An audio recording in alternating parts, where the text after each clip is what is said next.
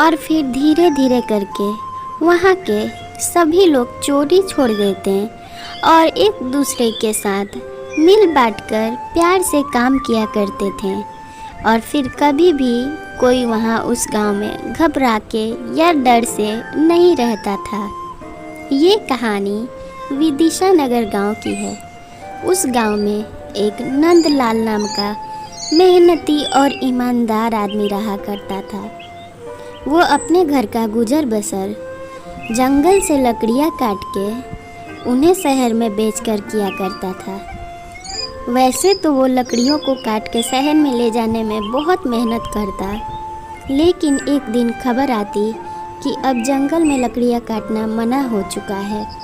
हाथ जोड़े वो अपनी पत्नी के पास आता। उसके हाथ जोड़ने पर उसकी पत्नी कहती, अरे देखो जी, आप मुझे ऐसे शर्मिंदा मत करो, आप हाथ क्यों मेरे सामने जोड़ के खड़े हैं।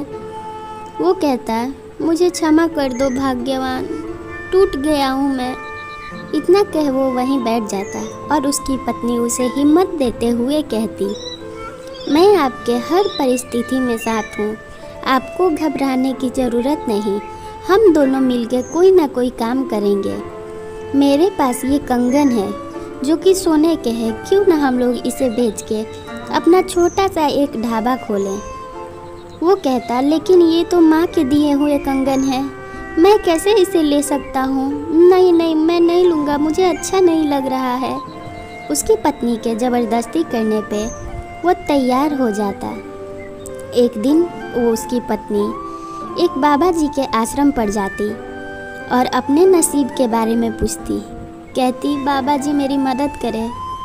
बाबा जी कहते हैं, मैं तुम्हारे नसीब के बारे में क्या बताऊं बेटा, मैं तुम्हें बस एक ही बात कहना चाहूँगा, नसीब और किस्मत हम लोग अपनी मेहनत से बदल सकते हैं, तुम मेहनत करो। वो अपने पति के साथ मिलकर अपना कंगन बेच देती और एक छोटा सा ढाबा शुरू करती। ढाबे में वो ज़रूरत की कुछ चीज़ें रखती और नाश्ते में समोसा और चाय बना के ही बेचा करती थी। लेकिन कुछ दिन तक तो उसके ढाबे पे कोई नहीं आता। उसका पति कहता, मैं ही कुछ करता हूँ, तब तक तुम लोग ये काम करो, मैं देखता हूँ हमारी यहाँ पे कुछ लकड़ियाँ पड़ी हुई है, मैं उसकी छोटी छोटी पतली पतली डालियाँ बना के शहर ले जाके बेच दूँगा कम भाव में, हमारी मेहनत की वो कमाई रहेगी। उसकी पत्नी भी उसे हिम्मत देती और कहती, ये हमारा मुसीबत का समय है, मुसीबत के समय में हमें और मजबूती से सामने आना चाहिए और हाथ पैर मार के मेहनत करनी चाहिए। उसका पति कहता, शायद तुम ठीक कह रही हो, भगवान हमारी परीक्षा ले रहे हैं, हमें इस समय डट कर मेहनत करनी चाहिए। पूरे दिन ग्राहकों के इंतज़ार में दोनों पति पत्नी परेशान रहते हैं और शाम होने पर दोनों साथ में दुकान के पास बैठ के खाना खाते हैं और एक दूसरे को बहुत ही हिम्मत वाले नज़रों से देखते हैं। अंदर ही अंदर दोनों को घबराहट हो रही थी कि उनका जीवन कैसे गुजरेगा। उन्हें खाना तो मिल चुका था क्योंकि ढाबे पे बहुत सारे भोजन बच चुके थे। वही बांस की डालियाँ बना के नंदलाल शहर को ले जाता। उसकी डालियाँ तो एक भी नहीं बिकती, पर उसके दुकान पे एक भिखारी आता। नंदलाल उसे लौटा देता और कहता, भाई मैं तो खुद भिखारी हो चुका हूँ, मैं तुम्हें क्या भिक्षा दूँ। और फिर अपने पास के दुकान को देखता, वहाँ बहुत भीड़ रहती और फिर नंदलाल उदास मन से कहता, हे भगवान, और कितनी परीक्षा लेंगे आप मेरा ढाबा भी नहीं चल रहा है, बनाए हुए खाना सभी बर्बाद हो रहे हैं। ढाबे पर की सब्जियां लेके वो गांव-गांव, शहर-शहर बेचने की खोज में निकल जाता। वो सोचता कि बनी बनाई सब्जियां बर्बाद हो जा रही हैं, क्यों ना मैं ये कच्ची सब्जियां ही बेच दूं और कम भाव में बहुत सारी सब्जियां उसकी बिक जाती। मन में एक तरफ उसकी उदासी थी, इतनी महंगी सब्जियां उसे आधे दाम पर बेचने पड़े, लेकिन एक तरफ संतोष भी था कि आखिरकार कल इतने तेल मसाला लगाए हुए उसके सारे राशन बर्बाद गए थे। कम से कम उसके यहाँ आधा पैसा तो आया और फिर वो हर रोज़ दुकान के पास सब्जियों का बागान लगा देता और उसे लेके शहर जाता और शाम को आधे दाम में बेच के वापस अपना खाली ठेला लेके घर को लौट जाता। इस बुरे समय में नंदलाल हर तरह के काम करने लगता है। वो मेहनत करते करते थक जाता, लेकिन उसकी गरीबी दूर नहीं होती। उसे खुद पे भरोसा था कि एक दिन वो ज़रूर अपने और अपनी पत्नी का ख्याल रख पाएगा। जंगल से घास लेके आता और फिर वहाँ आसपास के गौशाले में ले जाके गैया को घास खिलाता और सबकी मदद करता। तभी उसके दिमाग में एक बात आती कि जब मैं इन सब की गाय को चारा खिलाता हूँ तो क्यों ना मैं इन सब से मदद मांगूँ।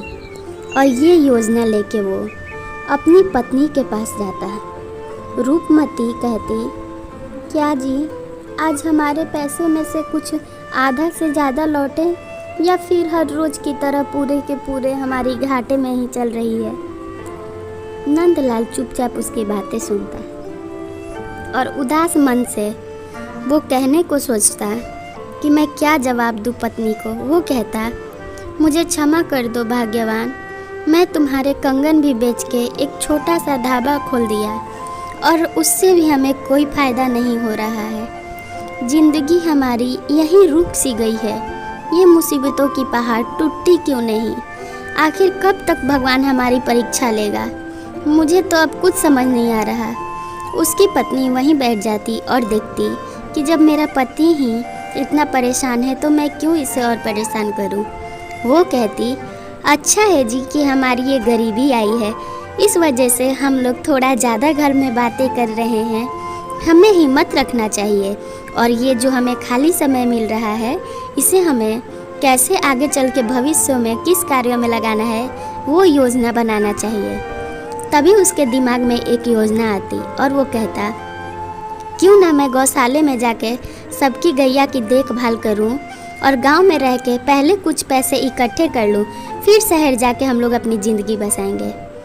वो अपने पास के गौशाले में जाता और कहता, रानो काकी, क्या आप मुझे अपने गौशाले में कुछ काम दे सकती हो? मुझे छोटे मोटे ही काम दे दो। उसकी काकी उसे देखती और सोचती कि ये मेरी गैया को रोज़ चारा खिलाता है। ठीक है, मैं तुझे काम दे दूँगी, तू मेरी गैया को ध्यान दे, वैसे भी अब मैं बूढ़ी हो चुकी हूँ। वो खुशी से कहता, हाँ काकी, मुझे बदले में आप जो भी दे दो, मैं तैयार हूँ। और वो सोचता कि जब हमारे घर से पैसे नहीं लग रहे हैं और इस गौशाला में रहने के बदले हमें थोड़ा सा दूध या पैसा ही मिल जाए तो हम लोग उससे अपना काम चला लेंगे।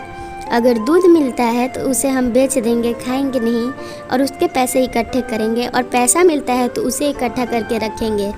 गांव में धीरे धीरे करके वो सारे पैसे इकट्ठे कर लेता और योजना बनाता एक दिन अपने मित्रों के साथ मिलके कि अब हमारे पास कुछ पैसे हो चुके हैं, क्यों ना हम लोग शहर को चलें और शहर जाके अपनी पत्नियों की मेहनत करके सारे गहने जो हम लोगों ने रखी है वो लौटा दें।